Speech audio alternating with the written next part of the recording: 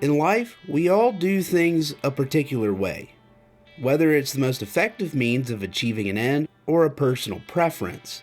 But in many cases, we do things the way we do because of superstition. Ooh, scary. You don't walk under ladders, never cross the path of a black cat, and for the love of all things holy, you never spill salt. Because if you do, these things can bring bad luck. In sports, superstitions are cranked up to 11. Baseball in particular is notoriously superstitious, as every player has their own ritual before, during, and after games to keep the good luck going. Don't throw me anything. My girlfriend put a curse on my glove. I'll take the hex off the glove. Give me the glove. Well, then you gotta cut the head off a live rooster. In golf, players go through elaborate pre-swing routines for every shot to avoid the dreaded yips. Slice. Heck, even in hockey, the 2024-25 Florida Panthers refused to touch their conference trophy because the last time they did, they lost the championship. Nobody's coming near that trophy. No chance. In motorsports, these superstitious rituals are less prevalent, or at least very well hidden. But maybe they should be more public, because in my opinion there is a recent curse in NASCAR that nobody is talking about. The curse of 9.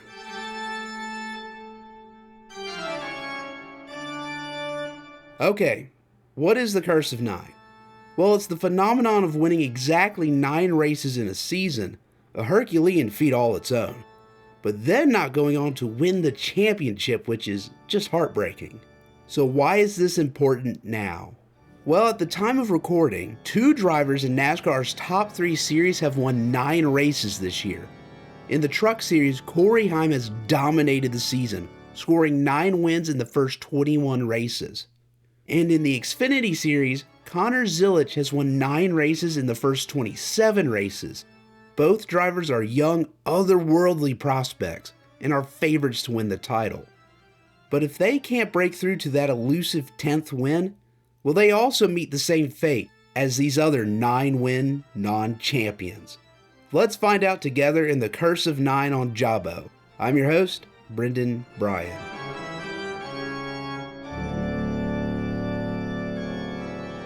Let's begin our journey in the NASCAR Truck Series.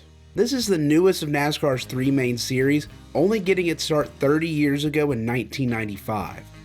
This series also hosts the fewest races per season, between 20 and 25 compared to the Xfinity Series' 33 races and the Cup Series' 36 races. What I'm trying to say is winning double-digit races in the Truck Series is made even harder because there are fewer races. In fact, no one has won 10 or more races in the Truck Series in a single season, and only 2 drivers have ever won 9, one being the previously mentioned Corey Heim, and the other occurred back in 1999, and well, this is where the curse begins. In only the 5th season of the NASCAR Truck Series, prospect Greg Biffle would blow up the stat sheets. It was his sophomore season driving for the prestigious Roush Racing. His rookie year was nothing of note. No wins, stretches of inconsistency, but flashes of speed and an 8th place points finish. But 1999 was different.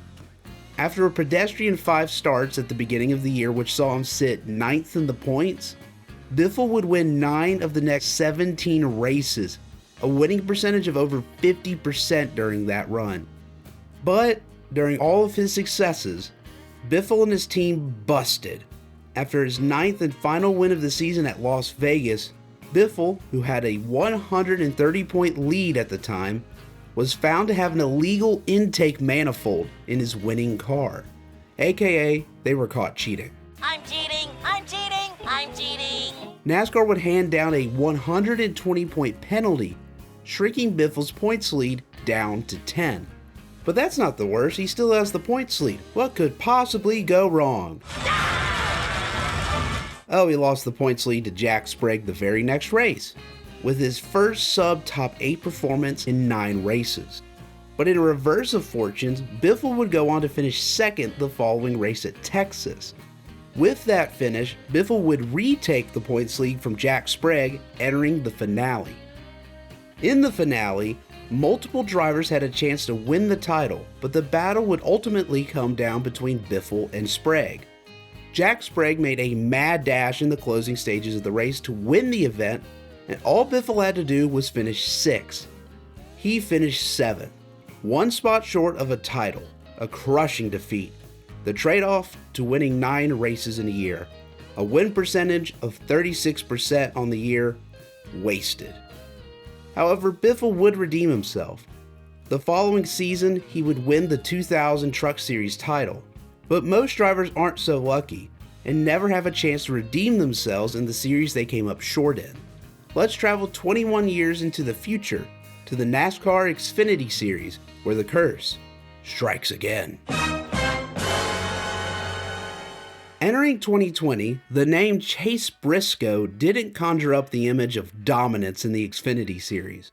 He had a couple of wins to his name, including a pretty consistent 2019 campaign for his team Stewart-Haas Racing, where he'd finished 5th in the points.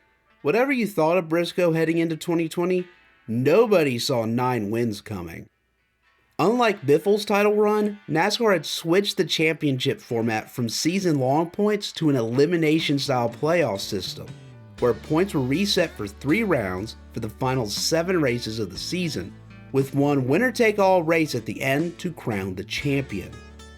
But it's not like this format was unfavorable to Briscoe, as he was not running away with the title even with his wins. No, there is another. Penske prospect Austin Cindric had likewise broke out in 2020. He won 5 races in the regular season compared to Briscoe's 7, but was leagues more consistent and easily won the regular season championship. To advance in the playoffs, you can either win to advance or not be bottom 4 in points at the end of each round. Briscoe would win the first race of the round of 12 and the round of 8 to advance to the winner-take-all Final 4. Cindric would join him there via points rather than wins. The Final 4 race that season took place at Phoenix, a showdown in the desert. Cindric had been one step ahead of Briscoe the whole season, but with the playing field leveled to decide the champion, Briscoe could finally get one over on Cindric. Briscoe got the jump early and led over Cindric, even winning stage 1, but as the race went on, the curse crept in. Cindric got around Briscoe and began to pull away. Title hopes were fading fast but still within sight, needing just a little bit of luck, and the curse would provide. Briscoe is spinning in the center of 3 and 4. Briscoe could only recover to a fitting and ironic 9th place finish, losing the title to Austin Cindric. Briscoe would move up to the Cup Series the following year and has slowly been climbing the ladder towards title contention. But even though Briscoe's story is still not fully written and may contain a title in the future, sometimes the curse of 9 changes everything. It's time to talk about Kevin Harvick. Sport was made on fights. We should have more fights. I like fights. 2020 was a weird year in general, all stemming from the COVID-19 pandemic. As a result from the worldwide shutdown, sports that season got weird. For a while, sports were shut down as well, but slowly made their way back in weird ways like the NBA Disney Bubble playoffs. Yes, that was a thing. Mickey Mouse. NASCAR would actually be the first sport to return since, cars separate drivers from the COVID. But in a dash to make up races, NASCAR began holding weekend doubleheaders and even midweek races, which is most likely something we will never see again. But in this chaos, one driver emerged as the dominant force that season, an unironically happy Kevin Harvick. The 2014 champion was having a career season. In the regular season, he won 7 races and the regular season title with blistering consistency and performance. The only driver that could stand with him was Denny Hamlin, who had accumulated 6 wins in the regular season but was not nearly as consistent as Harvick. Very similar to the previously mentioned Briscoe and Cindric dynamic. But with the playoffs came a reset in points, 3 rounds of 3 races and one winner-take-all race to decide the champion. As previously mentioned, the finale that year, similar to the Xfinity Series, was at Phoenix, which Harvick happened to be the best ever at, winning a total of 9 races, ironically. It was almost predestined that Harvick would win the 2020 Cup Series championship. But how would he fare in the playoffs? Actually very well. He won 2 of the first 3 races and easily made it on points to the round of 8. Hamlin, on the other hand, struggled to the round of 8, only scoring a controversial win at Talladega in the round of 12. Harvick started the round of 8 with a 45-point cushion over the cut line, which is essentially a race worth of points. At the opening race at Kansas, Harvick had the best car and was poised to earn his 10th win of the season and advance to the Final Four. However, this is when the curse seeped into the picture in an unassuming and cruel manner. Following years of less than stellar 1.5 mile racing in NASCAR, the organization took action and lowered the horsepower to 550 to encourage closer racing and more passing. This package had mixed results. Before, cars couldn't get within a second of each other before stalling out and needing a much faster car to catch and pass the driver in front of them. This 550 package essentially shrunk that gap from 1 second down to half a second. But with horsepower being lowered, aerodynamics became even more important, and just blocking a driver's line ended any chances of a pass being made. This is the situation Harvick found himself in at Kansas, as he trailed Joey Logano lap after lap with the fastest car without a chance of passing him. Harvick would finish second, still holding a 41-point advantage over the cut line. But how this finish would come back to haunt him. In the following race at Texas, Harvick again had the best car and was leading early. His rival Hamlin ran into trouble by overcooking turn 1 and losing many positions. It seemed things were again falling into place for Harvick, but maybe someone should have told him of Hamlin's mistake, and then Harvick might not have done what he did next. Harvick's into the wall. Harvick tags the outside wall. Harvick overcooked turn 1 and hit the outside wall on exit. Maybe he just simply made a mistake, or maybe it was the curse. He would recover to 16th and Hamlin to 10th, but the points gap to the cut line was still 42 points. But the points gap from Harvick to Hamlin and Brad Keselowski, the next 2 closest in points, had shrunk from 21 and 33 points to only 15 and 17 points. But no matter, as long as there was no new winner from below the cut line and Harvick was okay at Martinsville, he would easily point his way in. It's not been a great day for the 4-car. Kevin Harvick still outside of the top 20, running 24th right now. This car does not look good at all right now. Rough timing bad, taking off one turn, sliding the back. A massive development in the playoffs. Kevin Harvick, the regular season champion, had a flat left rear tire. Harvick now down 2 laps and way below the cut line. Yeah, it's bad. It's gross. It's real bad. Man, this is cruel. For the first time all season, the 4 team is absolutely terrible. Chase Elliott, a playoff driver from below the cut line, was winning handedly late. But as things seemed their darkest, there was hope. Harvick began to claw his way through the field and eventually into the top 10. With Elliott primed to win, it meant that either Harvick, Hamlin, or Keselowski would not advance on points. And with Hamlin falling like a rock through the field, it seemed that Harvick would survive. But then, Harvick's good fortune showed its true colors. Hamlin fell to 11th and was seemingly going to fall further, except that his non-playoff teammate, Eric Jones, was now behind and suddenly lost the pace in his car to pass or even get close to Hamlin, which subsequently also blocked the progress of other drivers behind him. This situation meant that Kevin Harvick needed one more position to advance, and the only car in front of him was 8th place Kyle Busch. So in the last corner of the last lap, Harvick had one last chance to pass Busch. And as they say, the rest is history. Can Harvick do it? The final turn. He needs the position. Oh, Harvick spins the 18. Turns into the 18. He turns as well. The 18 crosses the start-finish line, and Harvick is going to be out of the playoffs. No one knows what was going through Harvick's mind in those moments. He could have easily moved Kyle up the track entering the turn, but waited until the exit to turn him when both of their cars were their most vulnerable. Maybe it was a misjudgment, or maybe it was the curse. Everything that had to happen for Harvick to miss the Final Four is immense. Flaws of a new aero package, throttling up too soon at Texas, 2 winners from below the cut line, offloading with the worst car of the season at Martinsville, Hamlin and Joe Gibbs Racing manipulating the race without penalty, and Harvick misjudging the spin on Kyle Busch and instead wrecking himself while Busch did a 360 and finished, while Harvick sat wrecked in a heap only hundreds of feet away from what seemed to be an inevitable title.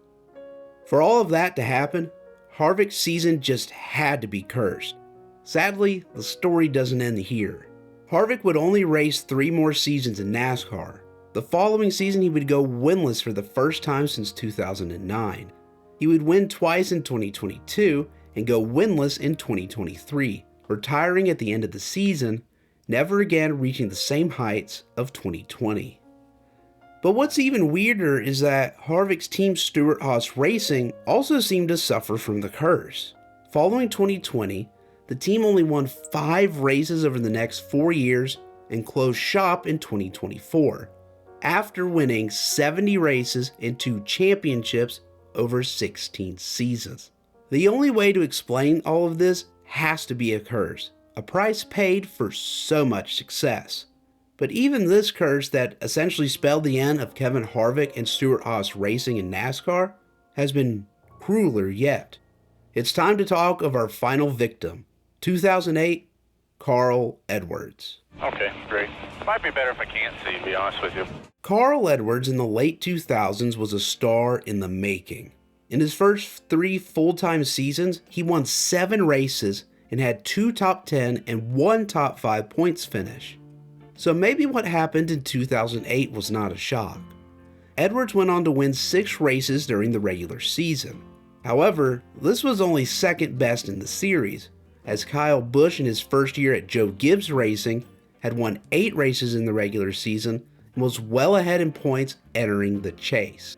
The chase is just like the playoffs, except that points only reset once at the beginning, and there were no rounds, so the driver with the most points at the end of the 10-race chase was the champion. Thankfully for Edwards and the rest of the competition, Kyle Busch proceeded to have the biggest playoff collapse in NASCAR history, dropping to 10th in the points at season's end. This left the door open to Edwards, but also someone else.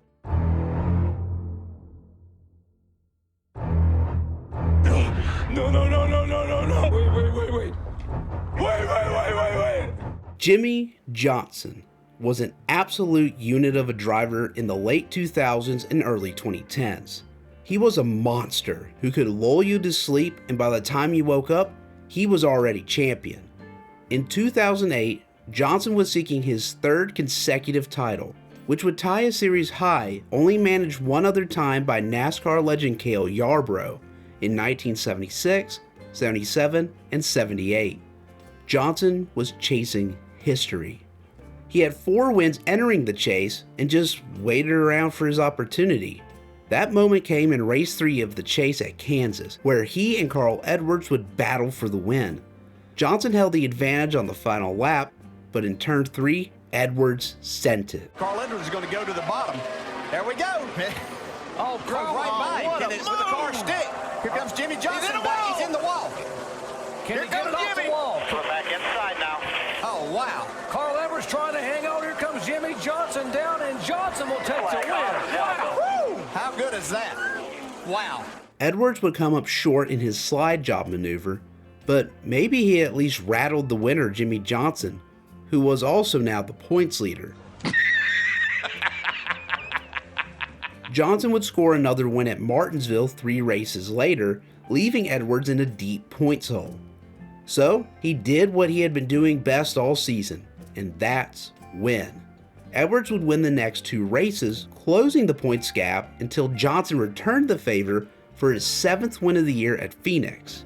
Leaving this race, Edwards was 141 points behind Johnson. He needed a miracle to win the title, essentially needing Johnson to wreck and for himself to win. Edwards would hold up his end of the bargain and win the final race of the year, his 9th of the season. However, Johnson would cruise home in 15th, 69 points ahead of Carl Edwards, winning the championship. But even with this defeat, the young Carl Edwards had to be proud of taking one of the best ever to the limit. He'd be back again at some point, right? This is where the Curse of 9 is its cruelest. Over the next 8 seasons, Edwards would win 12 more races and get 2 cracks at the title. In 2011, his consistency nearly overcame Tony Stewart's greatest playoff ever charge, only losing on a tiebreaker for having fewer wins than Stewart. In 2016, Edwards would have another shot in the playoff system. He was leading the winner-take-all race at Homestead late when a controversial caution for debris came out for a lap car. This set up a late race restart, and the curse struck hardest at the most crucial of moments. Carl Edwards on the inside. Green flag back in the air. They're blocking. Good go down low. Carl Edwards into the wall. He got tagged by the 22. Big hits by the 19. And the caution comes back out again. Edwards' car was junked. Another title slipping through his fingers. And all he could do was ironically watch his misfortune become Jimmy Johnson's salvation. Make room. Richard Petty and Dale Earnhardt. There's another 7-time champ. Jimmy Johnson wins his 7th NASCAR Sprint Cup championship. Edwards was entering the prime of his career and had more title opportunities ahead. But the thing about curses is that they do not care about circumstances. They only care about the outcome. And only a few months later, after his title defeat, Edwards shocked the NASCAR world. Is this on? So I'm stepping away from full-time driving in the Cup Series. And just like that, Carl Edwards, a driver who had achieved greatness during his 9-win season, ended up paying for it the rest of his career. Well, this sucks. Even after hearing these 4 stories, you still might not believe in the Curse of 9, and I wouldn't blame you. It's hard to assess bad luck as it's what its namesake is, luck. There's no way to achieve it through physical means. You can't touch it, see it, or even feel it. Maybe that is the way to view luck. You make your own and circumstances fall as they may. But isn't it odd that the last 4 exactly 9-win seasons in NASCAR have ended with these heartbreaking results? Maybe it's circumstance, a coinky-dink, or maybe Connor Zilisch and Corey Heim should watch their backs, because 9 wins is too many and not enough, and either you break the trend or become another statistic. I'll get you, and I'll look like a bloody accident. Thanks for listening to The Curse of 9 on Jabo. I've been your host, Brendan Bryan, and I will see you all next time.